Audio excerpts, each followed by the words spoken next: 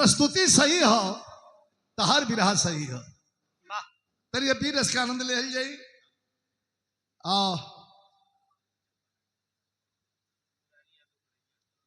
हाँ, हम भूमिका बोले जाते हैं। मुरारी यादव जी मड़ैया, आपसे निवेदन है आ जाए। बबलू पासवान, आपसे निवेदन है आप भी आ जाए। उर्फ बबलू पासवान उर्फ गुड्डू पासवान, आप भी आ जाए। और संजय यादव रे पूरा प्रधान, आप भी आ जाए। अब याद कर लिया अहमद गावेदा। रुचि तू तब पढ़ल लिखल हो, तब के लेखनी में अब के लेखनी में कितना अंतर है। एक लाइन सुना दिखा। पहले हो कि बिरहा बनहाय, कभी जी एक बिरहा बांधत हो। अब का हो था लटरम पटरम बात। चला चला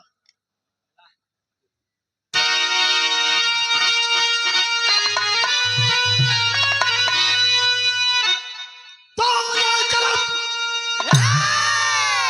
आए कलम तो कलम उन शहीदों की जयकार कर जो कि अपने वतन के दीवाने बने हैं। उन्हें भूल बैठा है इतिहास अपना। अरे जो क्रांतिकारी परवाने बने हैं, भुलाता नहीं है हमें सभी 28 लहू सर चढ़ाया था भारत हमारा। मरेंगे मिटेंगे वतन पे लगाए जवान इनकलाबी तब नारा।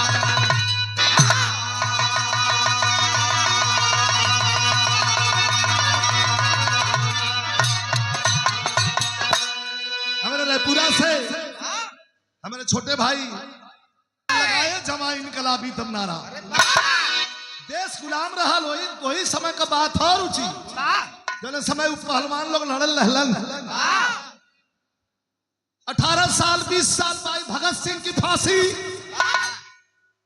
छोटा मुंह बड़ी बात, बुरा मत मानिएगा, अपन बात वापस ले ले। लेकिन हम पढ़ली कि भगत सिंह का फांसी ना भइल हो। मात्र एक बार गांधी जी और पंडित जवाहरलाल नेहरू कह दिए होते कि फांसी नहीं होनी चाहिए, रोक दो, तो फांसी रुक गई होती।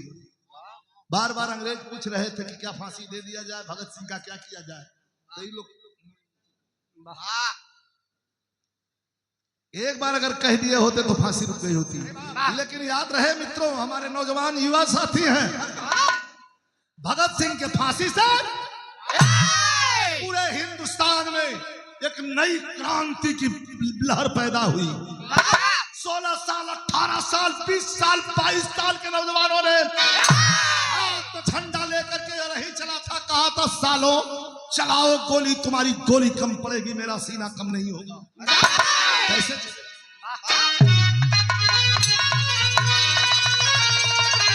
ये धरती के छोड़े के पड़ी, ये धरती को छोड़ना पड़ेगा, बुरा मत मानिएगा। चुनाव आते हैं जाते हैं, सत्ता आती है सत्ता जाती है। यहाँ हम पॉलिटिकल बात राजनीतिक बात ना करत हैं, लेकिन हमारे समझ में जो नावत है हम आपके बतावत नहीं। अब तक जितने प्रधानमंत्री हुए हैं, अगर उन प्रधानमंत्री से आज के प्रधानमंत्री को कंपेयर कर दिया जाए, सबसे पहले भाषा, क्या बोलना है, सिक्सर कट्टा और गोली की बात आज तक भारत में कोई प्रधानमंत्री अपने मन से नहीं कहा है। एक मर्यादा होती है, लेकिन नौजवानों ने अच्छा हट जा बेटा, हट जा थोड़ी दूर की बात।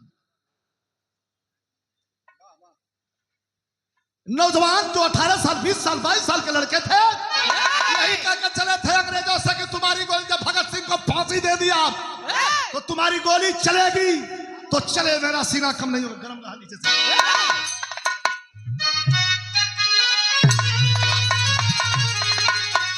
चढ़ा दे सूली, चढ़ा दे सूली, अरे चढ़ा दे सूली, अरे गले डाल दे जंजीर भले, अरे चढ़ा दे सूली, अरे गले डाल दे जंजीर भले, अरे वतन की लाज बचाने वतन के वीर चले।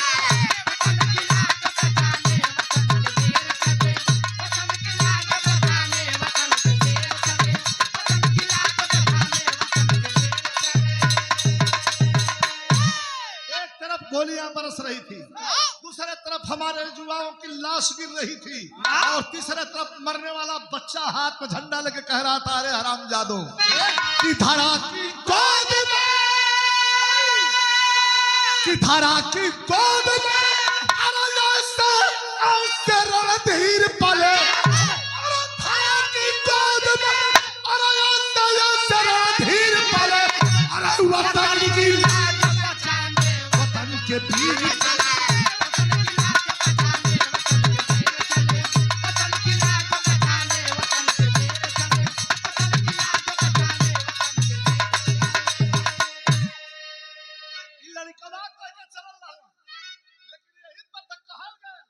जिस तरफ जवानी चलती है उस तरफ जमाना। जब लड़का आवाज लगा हलन भाई ने क्या लड़का हो कि आजादी जन्म सिद्ध है अधिकार हमारा,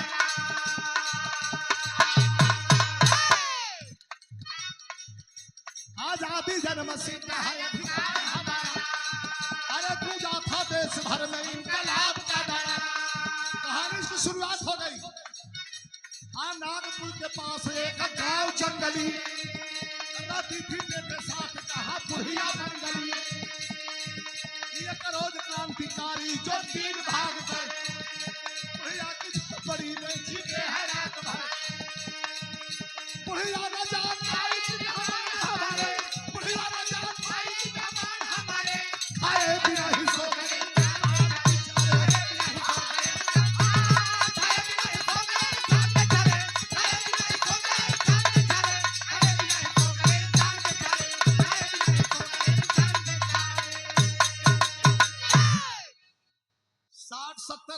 उम्र हुई 60-70 के, वो हमार बात समझ ली। अनाज अन्न कम पैदा होत रहे, अन्न कम पैदा होत रहे, पैदावार कम रहल, भोजन ज्यादा चाह। एक गरीब माई बुढ़िया जेकर नाम रहल मंगली, मंगली माई नागपुर के पास नदी के किनारे अपने बेटवा के अंग्रेजन से बचावे बदे और नदी के किनारे रहता। एक रोज क्रांतिकारी जो 3 भाग कर तब के करे यहाँ के आ जाई कौने रूप में कर करो ठीक नहीं बा। बुढ़िया की झोपड़ी में 3 अजनबी राती के घुसले में है, तो बुढ़िया न जान पाई कि मेहमान हमारे, खाए बिना ही सो गए इंसान बेचारे। तीनों जन हलल हो, यह विरह का मेन भाव हो। तीनों जन घरवा में माई बुढ़िया के घर एकदम अकेले नदी के किनारे हो, और जब तीनों हलल हवन तो हवन के यह तो कहे के बात बा कि वो हवन के कोई साधारण आदमी नहीं रहल। प्यारे लाल भैया, राजगुरु सुखदेव और चंद्रशेखर यादव क्रांति के उन दिनों मसाल लेकर के भारत माँ को आजाद कराने के लिए चल पड़े थे। राजगुरु सुखदेव चंद्रशेखर आजाद अंग्रेज लखदले रहन नदी में तैर के, और आके बुढ़िया माई घर में स्वतंत्र आज रात बिता रह जाए। 11 बजत बा, 4 घंटा 5 घंटा बिता रह जाए, 4 बजे भोरवा में निकल जाएगी। माई बुढ़िया अंदर वाले घर में सुतल बा। कच्चा घर पहले बनाए तो घर बना के ऊपरा से वो सारी टाइप का दलान कोई दलनिया में कुल बिछा के सुत गई तीनों। बुढ़िया के क्या पता कि चंद्रशेखर राजगुरु सुखदेव, लेकिन ये जरूर सोचत बा कि कोनो जाने पहचान के हित ना थई है, उठ के कुछ खिया दे का। तनी बिरहा आप लोग बड़ा सुन ले हुआ, तो इसे 10 मिनट सुनी है, कुछ खिया दे का। लेकिन सोचत बैठे तर्ज लग गई। इठ लड़का तहलका मचौले रहल चुनाव में छपरा में, खेसारी लाल यादव। खेसारी लाल के धुन बा, यहू के कुछ गवैया कहलन, पत्रकार बहुत है बंबई में, कहलन कि ये तो सब फुहर पात्र गाता है। समझ का फेर हो, ठा बिन काजर ठा बिन करखा। काम देव के जब भगवान शंकर जला दिले रहलन और रति लगलिन रोवे, तब वह कहले रहलिन माता पार्वती कि चल जा कृष्ण के घरे, वही जौन हो तो अनिरुद्ध के रूप में कामदेव का जन्म हुई। दासी बन के पाले लगलिन, तो दासी जवान और कामदेव अनिरुद्ध के रूप में छोटा। जब ओके सेवा करत रही तो वो समय के भाव तर्ज में लपेटल हो कवि के धन्यवाद कैसे।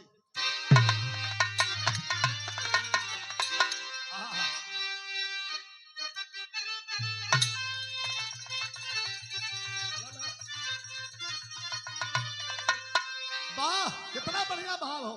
ये रति कहत रहलिन कि सैया, अरे सैया, अरे लइकनियन सूती जुल अतिया के अजोरा, अरे केतनो अदुधावा पिरंग भर कटोरा पिया के जोरा में ना। तीनों सुतल होन मलैया औसरिया में बुढ़िया बाई भीतरा से सजता कि बाई, अरे बाई आ तू खावा मैं रातिया बितावत बाड़ी सपना सजावत बाड़ी। अरे बाई रातिया बितावत बाड़ी और भरल रहा।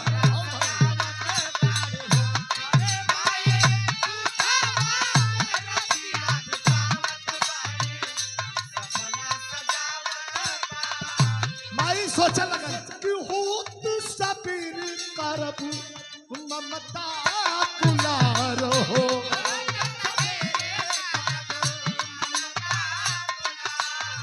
अरे कवनो चमनवा को होई के बहार हो,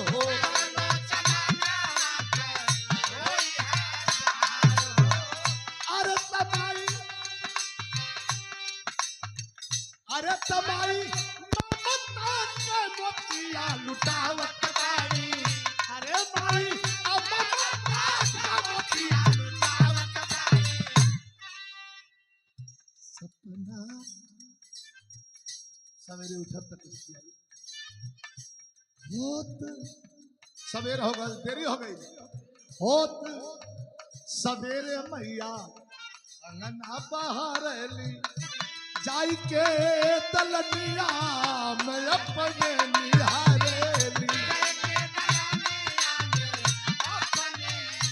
के तीनों, अरे तीनों चांदी गईले असुआ गिरावत बाड़ी। ये भावनात्मक भाव पर हमारे जिला पंचायत सदस्य पद के प्रत्याशी जोगी भैया जब माई बुढ़िया जाकर हो मंगली तो देखला तीनों चल गए। आज के द्वार झाड़ा लगल पश्चाताप करत बा। आतौले अंग्रेजन का दरोगा 6.5 फीट लंबी मूछ पिस्टल लिए 4 सिपाहियों को लेकर के दरवाजे पर आया और आकर के जीप रोक लिया। कहा रे बुढ़िया कहाँ है तीनों? ऐसा लगल मंगली माई कहलस कि कवन तीनों साहेब? रतिया के जौन तीनों घरवा में सुतौले हो जाने लू के हुवन? कह हम तो ना जानी ला, कहता जान ला राजगुरु सुखदेव और चंद्रशेखर आजाद तुम्हारे घर में सोए हैं। अब तब बुढ़िया के हाथ से मंगली माई के हाथ से झाड़ू छूट गल। बहु साहेब हमार भैया चंद्रशेखर हमारे घर में राजगुरु सुखदेव और भैया ये रोवा लगल। बुढ़िया कह साहब बड़ी गलती हो गई। का कैसी गलती हो गई? कहाँ है? बुलाओ उनको सामने। बुढ़िया रोला पड़ जाता नहीं साहब, रोवा लगल का ऐसा कहा कि देखली, अरे देखली न शेखर के पूरे भारत में जिसका डंका बज रहा है चंद्रशेखर आजाद का, पूरे भारत में राजगुरु सुखदेव छाए हुए हैं, गरीबों के और भारत के दिल पर छाए हुए हैं। मर जाती तो ठीक था, लेकिन देखली न से खरी सकली आलू हो आ बुढ़िया बोलल पी न खा। दरोगा जी कहा कि कैसे अरे चलावला, अरे कैसे चलावला गोली आलू हो दिहतिया चरा बिछा।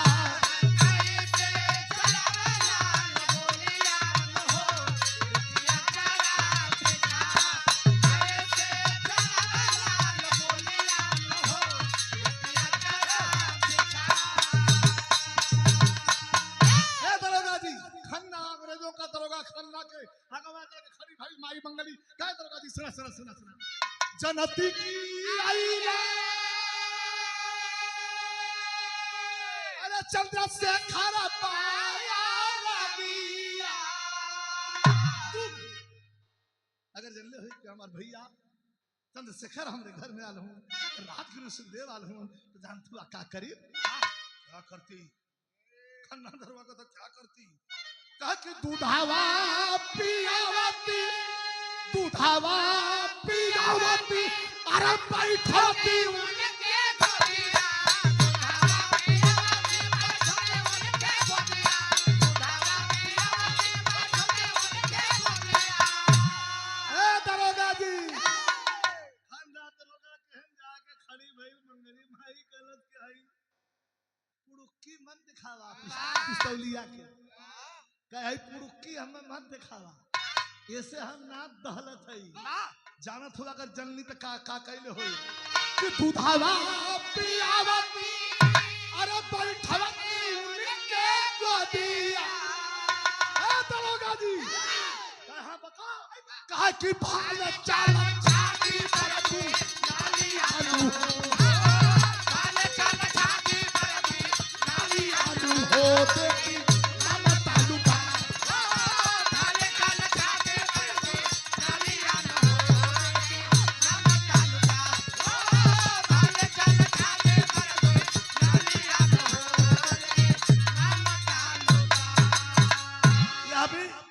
देशभक्ति है।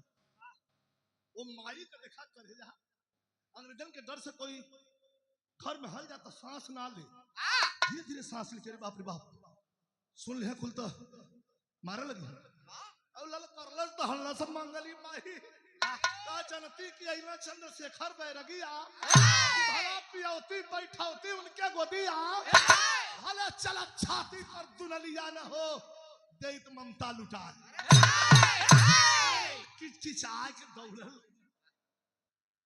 खन्ना दरोगा और जाके अपने जीप में से हंटर कोड़ा निकाल लेलस। 65 वर्ष का माई मंगली हो निकाल लेलस कोड़ा और कहलस कि तेरी ये जुर्रत तू हमारे ब्रिटिश गवर्नमेंट के खिलाफ आवाज बुलंद कर रही है। 1000 रुपया पुरस्कार, 500 रुपया पुरस्कार जोड़ी है।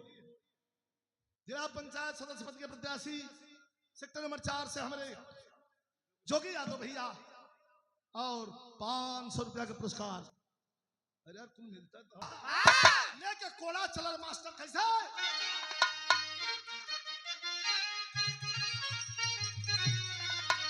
अच्छा हमारे याद आवला आजकल तो धुन कुल चलती बा राम दोस्ताद जब तर्ज के गावल में तो भाई बैठल हूँ सियाराम भैया गावल लगा जब न तो हालांकि ही पहपट के पदरे तर्ज है लेकिन जब गावे पिया बिना दे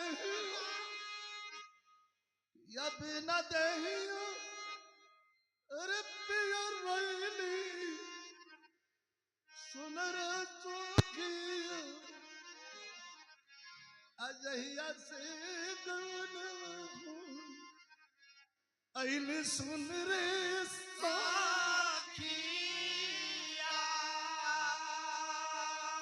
वही का बतौली हम कि बिरहा गाना बजाना पुरान ना हो प्रेजेंटेशन पुरान होला, प्रस्तुति नहीं है तो हमेशा चढ़ल रही।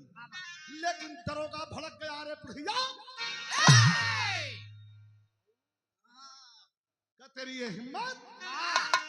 तो क्रोधित भय दरोगा थोड़ा सा मार्मिक भाव हो और दौलत लेके हटकर आयल। इतना बड़ा बड़ा कोड़ा में स्टील का जो न कील बाहर निकल रहल, लेके तो कहे तेरी ये मजाल।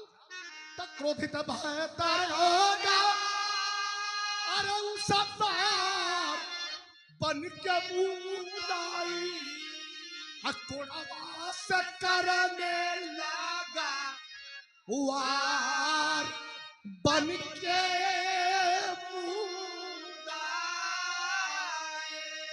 ये बीरस के बिरहा में करुण से कि बुढ़िया माई का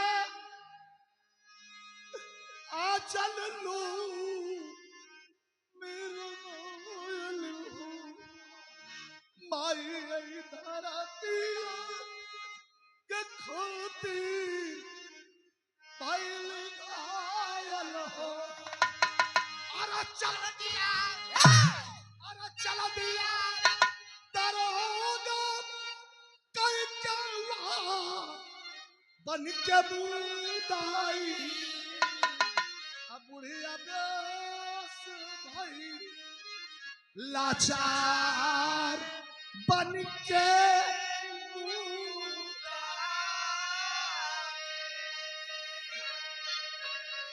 हाय हाय हाय हाय। भैया भैया भैया भैया तर तर तर तर तर तर बड़ा घुमाओ ना। चलौला से तनी कोड़ा के माई बुढ़िया 65 साल की उम्र में बेहोश होकर धरती पर गिर गई। 1 घंटा तक पानी पानी पानी पानी पानी पानी चिल्लात रहल, लेकिन देखला भाई केहू पानी देवे नहीं है। काट के लकड़ी जंगल से बुढ़िया का बेटा आया है।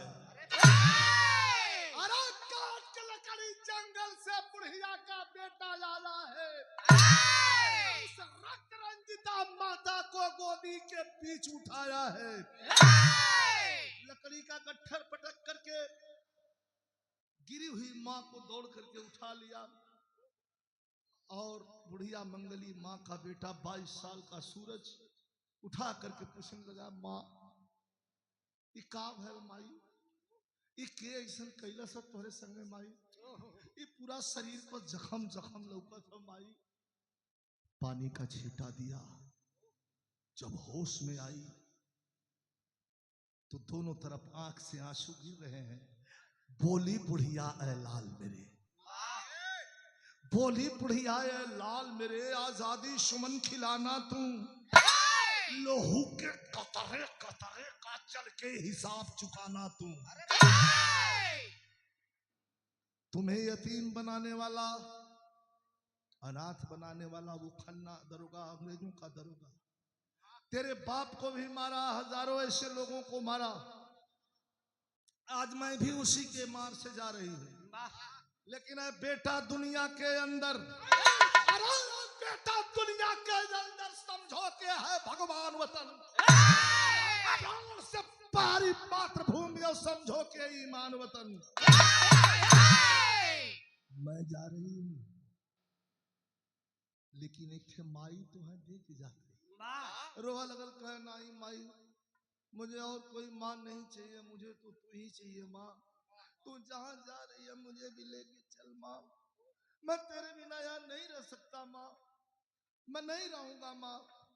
डांट करके आंख तरेर करके बुढ़िया कहती है, शायद आखिरी घड़ी है, मेरी अंतिम बात सुनना, खन्ना दरोगा को जिंदा मत छोड़ना और क्रांति की मशाल जला करके अहले वतन पर चल देना। जहां हमारे घर में आकर के जिस दिन कदम पड़ गया राजगुरु सुखदेव और चंद्रशेखर का, उसी दिन यह घर मात्र घर नहीं रहा, यह घर से इनकलाब निकल पड़ा है। लेके इतना करके माई मंगली दम तोड़ दहलस। नदी के किनारे चिता जलौलस तो कवि का लाइन बदल गई।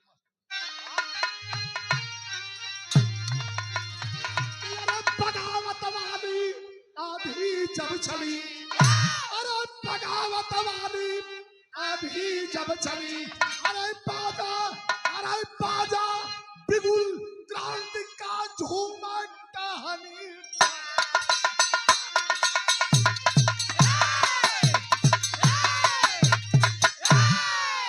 बाजा बिगुल क्रांति का झूम टहनी डाली बगावत वाली आंधी जब चली आज वही चिता जल के समाप्त भय तो का के चल मास्टर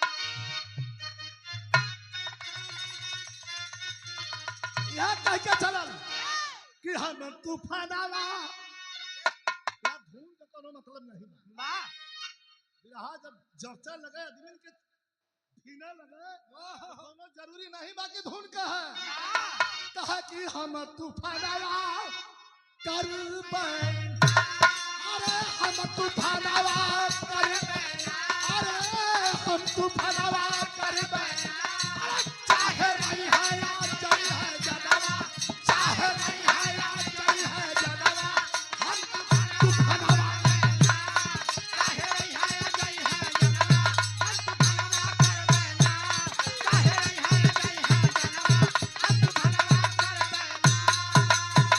अरे गोली एकर भी रूप हो आप लोग असली पार्थी हो रुचि एकर भी रूप हो डब्लू एकर रूप का हो और गोया लोग गांव कैसे एकर उड़ान के गोली सीधा के बीचवा खड़े इतने काम लेकिन हम वो गुरु के चेला है हम कैसे गाइला के यार गोली सीधा के बीचवा दुखमाई का हटाइबे अरे दुखमाई का हटाइबे अरे गोलियां बरसी कैसे सवनवा गोलियां बरसी कैसे सवनवा हम दुखनवा करबे ना गोलियां बरसी कैसे सवनवा हम दुखनवा करबे ना गोलियां बरसी कैसे सवनवा हम दुखनवा करबे ना चिता जलाया जला के चिता भागल चंद्रशेखर आजाद के सामने जाके सलूट मरलस दिल में आग जल रही है और कलसी हमें नाची न थोबा चंद्रशेखर कर दिया नाची न दिया का हमारे रात हमारे घरे में लोग रात बितौले रहला पूरी बात बता का क्या चाहिए तुम्हें का कुछ ना चाहिए ये जो आग जलत है आग में ऐसा ऐसा हजारों इमारत जल जाई पिस्टल चाहिए मुझे निकाल के चंद्रशेखर भैया पिस्टल जलन 6 गोली लो लेके चला ला कहल हम मास्टर 1000 रुपया जुगल जोड़ी हमारे प्रधान जी सुना सुना सुना नीचे कदा हल्का सा अरे तो पिस्टल लेके दौड़ल तो तनी संभाई के नीचे कदा मास्टर थोड़ा सा आ बाबा कि अरे मारा गोली हिम्मत देखा हथियार रखले को मतलब ना हथियार रखले बा 25 थे टायरो भ्रष्ट भल तक गिरल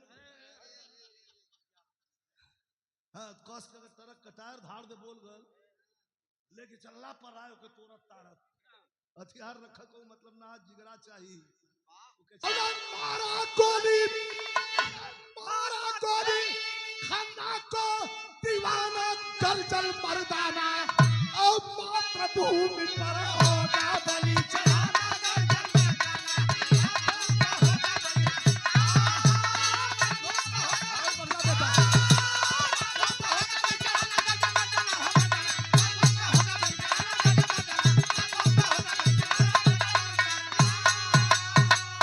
तार 3 गोली उलट गई तब पीछे पड़ी अंग्रेजी फोर्स अरे पीछे पड़ी अंग्रेजी फोर्स महाराजपुर में आया हो चंपा बाई की कोठी पर जाग गया लखा जलाया हो पीछे पड़ी अंग्रेजी फोर्स तनी बात 5 मिनट है लड़के करे गौर के लिए यारो पुलिस चारों तरफ पुलिस हो और वही में लुकायल बा नीचे भीड़ में कहाँ जाए यार पकड़ा जाए कहाँ बगलिए से थे 3 मंजिला मकान रहल बाहर से सीढ़ी गई रहल उ रहल का कोठा, पहले कोठा चले 22 लोगन का, एक गलत मत ले जा। वहां देह व्यापार ना होकर वहां संगीत भी चल जाए। सरस्वती का मंदिर रहा, जहां बोले के सलीका, चले के सलीका, बैठे के सलीका, बड़े बड़े रजवाड़ा वो वहां जाके सीखा। घर का औरत चंपा भाई का कोठा चलत रहा, जहां 3-4 ठे नृत्य कला अपन दिखा रहा लोग। अब वही समय वही जाके बैठ गल, जाके चंपा भाई के पीछे बैठ गल, हाथ जोड़ लल, भैया आवा गाना बजाना सुना है, कैसे बैठा हुआ क्या कहल मास्टर कालस की माई बन के कहा कि माई बन के दैदा हमें ठिकाना कर जल मर्दाना और देश का काम छोड़ के क्या माना कर जल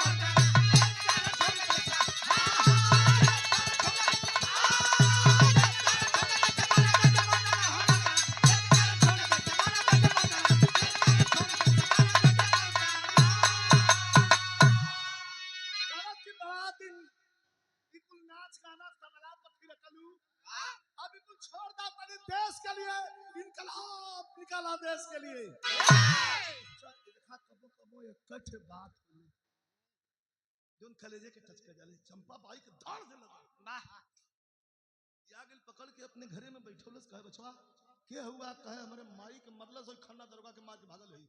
पहले पनावा जो मुहां में ले रहल गिल रहलस बच्चे, कहे करे कहीं हुए, कहे हां नहीं। अरे बाप रे बाप, चारों तरफ पुलिस खोजत है तोके। कहा तब यही से तो तोरे कहे अइली है, बड़ा दिन यहाँ गाना बजाना कुल कैलू, तनी देश के लिए कुछ इनकलाब यहाँ से निकाला। देखला तनी आल्हा बदल गई मास्टर, सुना हाँ चल चला तनी और मोहब्बत करते।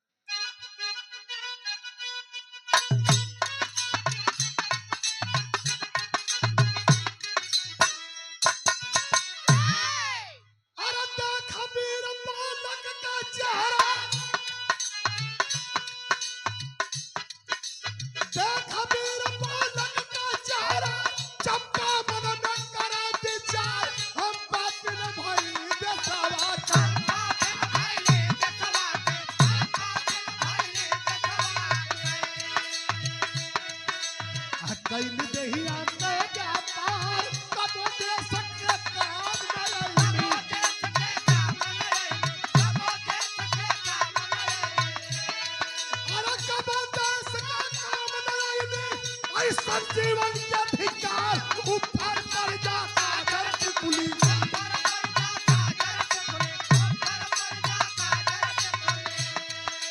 ऊपर पर जा सौक सिंगार, अब न बजी तबला कोठे पर,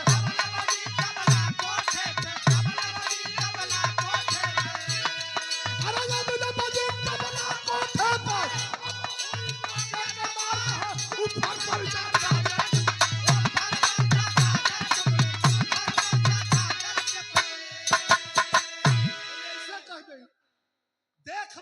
बालक का चेहरा चंपा मन में करे विचार।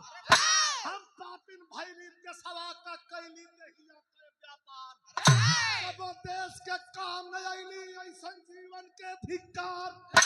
अब न बजी तबला कोठे पर, अब होई है मौके के मार। ऊपर पर जा काजर टिकुली, ऊपर पर जा सौख सिंगार, आके मन गला से बिल्कुल बंद कर, गाना बजाना ना होई। ओकर लइका अक्षर हल चंपा बाई का चुन्नी लाल ओकर नाम रहल, तबला बजावत रहल संतोष, बात तो संतोष हो, लेकिन चुन्नी लाल ओकर नाम रहल, तबला बजावत रहल। मिला जुला के तोहरिया में चुन्नी हो रखले रहे। का करे माई कुल बंद करवा देवी तो भोजन कहाँ से आई। अपन व्यवस्था कलम अपन कैले, हाँ से हमारी है लड़का हो मंगली माई के लड़का के कलब पेटवा अंतिम सांस तक तो हर साथ जब चिंता मत करिया। देश का जहां अस्मिता का सवाल आ गल तो पीछे न हटब कैसे।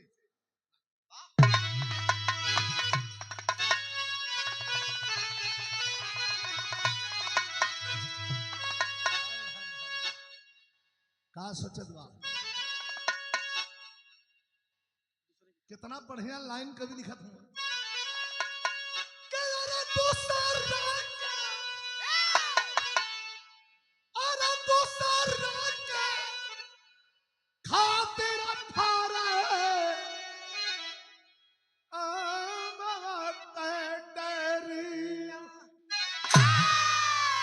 दूसरे के खातिर बहल गंगा जी के धार।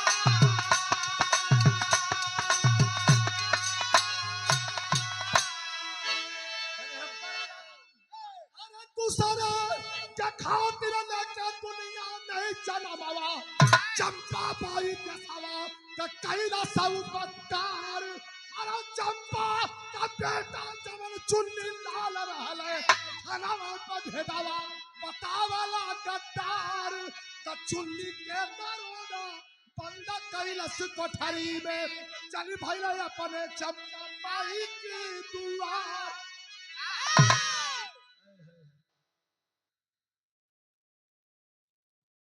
आके थाने पर चुन्नी लाल दरोगा जी से कहलस कि एक लेटेस्ट न्यूज है कहा कल जो लड़का खन्ना दरवा के महले रहा तो हमारे घर माई बासी भात पर देना टोला बच्चे तुरंत पहले दरोगा 4 गोजी पुलिसिया था वो नहीं के हुकलस 4 लगला चिचियाए रे साहब हम कहे मार हुआ कहां साले यही ना पुलिसिया हाथ बंद कर दहलन आइलन भाग के चंपा भाई घरे पूछा लगलन का पूछा लगलन बात बेटा कहाँ है चंपा तो का करत रहे चंपा भाई पैसा को मिल